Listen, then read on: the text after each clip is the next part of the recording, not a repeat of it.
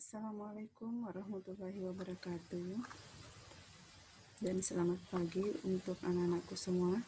Hari ini kita akan masuk pada pembelajaran 5 subtema 1 ya. Hari ini kita akan melakukan berbagai kegiatan, di antaranya menerapkan konsep perpindahan kalor dalam kehidupan sehari-hari, kemudian menentukan inti dari setiap paragraf. Ya, sebentar, nanti di sini dibawa. Tapi sebelum itu, Ibu Guru senantiasa mengingatkan untuk tetap menjaga protokol kesehatan. Jangan lupa selalu tetap memakai masker, kemudian rajin mencuci tangan dan jaga jarak dengan orang lainnya agar bisa terhindar dari virus COVID-19.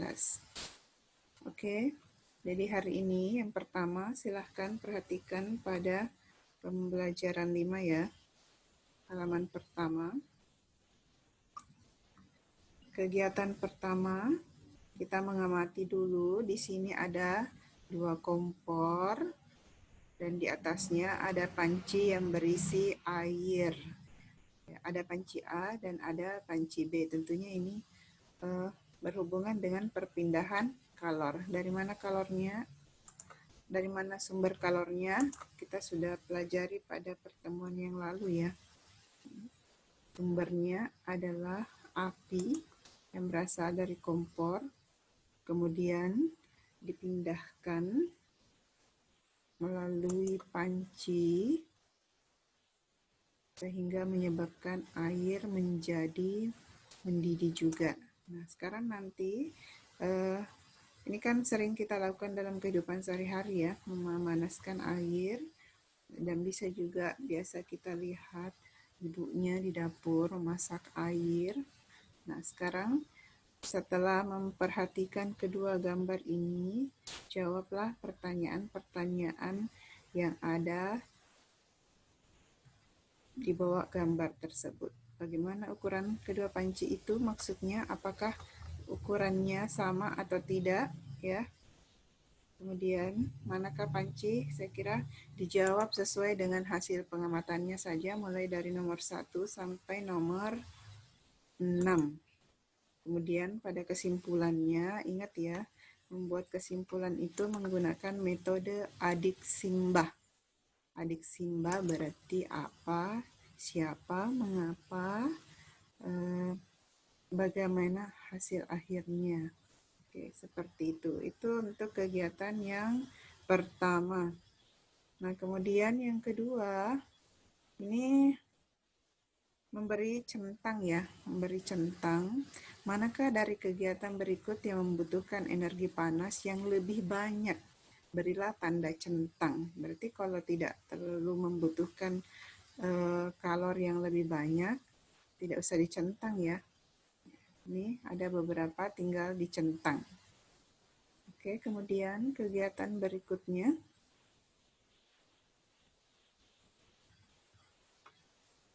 Ini ada sebuah paragraf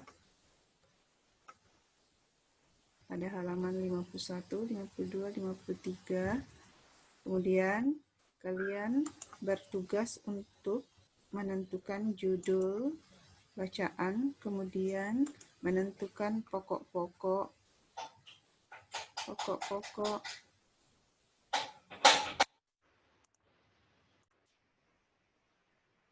menentukan inti paragraf ya, mulai dari paragraf 1 sampai paragraf ke-8. Misalnya paragraf 1, kita lihat dulu paragraf 1. Ini paragraf 1 ya. Suhu menunjukkan derajat panas berbeda. Semakin tinggi suhu suatu benda, semakin panas benda. Suhu menunjukkan energi yang dimiliki oleh suatu benda. Energi panas dapat mengubah benda. Beberapa benda akan mengalami pemuaian. Pemuaian panas adalah perubahan suatu benda menjadi bertambah panjang, lebar, luas, atau benda dapat mengalami penyusutan. Penyusutan adalah perubahan suatu benda yang menjadi berkurangnya panjang, lebar, dan luas karena terkena suhu dingin. Pemuaian dan penyusutan bisa terjadi pada logam, udara, dan air. Jadi di paragraf 1 ini kita akan mencari pokok atau isi paragrafnya ya. Nah, setelah kita perhatikan paragraf 1 ini, yang dibahas itu adalah, yang selalu diulang-ulang itu adalah kata suhu. Nah, apanya suhu yang dibahas? Yaitu mengenai sifat-sifat suhu. Jadi isi dari paragraf 1 itu adalah tentang sifat-sifat suhu. Jadi tulis di sini ya. Paragraf 1 di sini adalah sifat-sifat suhu. Kemudian nanti tugasnya adalah paragraf kedua. Dan termasuk paragraf kedua itu yang ini ya. Paragraf kedua yang ini. Berikut ini adalah contoh pemuaian dan penyusutan benda karena perubahan suhu dalam kehidupan sehari-hari. Jadi apa yang dibicarakan di sini di paragraf kedua. Kemudian paragraf ketiga yang ini ya, yang ini dan seterusnya. Karena di kolom terdapat sampai 8 paragraf. Ya, yang jelas isi saja sesuai dengan jumlah paragraf yang ada di atas. Kemudian yang terakhir adalah kesimpulannya. Tetap ada kesimpulan seperti yang saya jelaskan tadi sebelumnya. Ketika memberi kesimpulan, jangan lupa menggunakan metode adiksimba. Adiksimba itu kepanjangan dari apa, maksudnya apa yang dibahas, siapa di situ yang dibahas, kemudian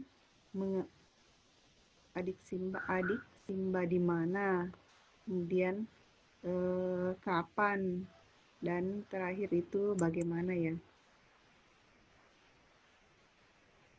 Kemudian yang terakhir adalah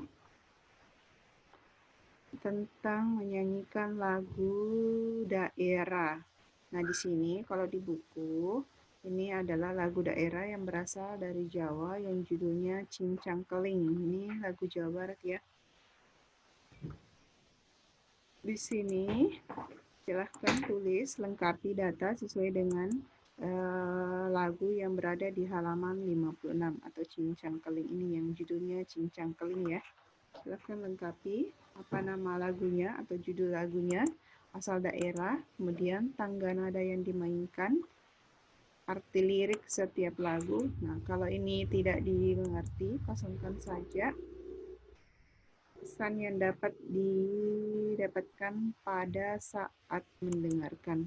Atau begini saja, nanti Ibu akan ganti lagunya ini menjadi lagu daerah kita saja ya. Tentunya dari Bugis Makassar. Nanti Ibu akan share lagu yang sesuai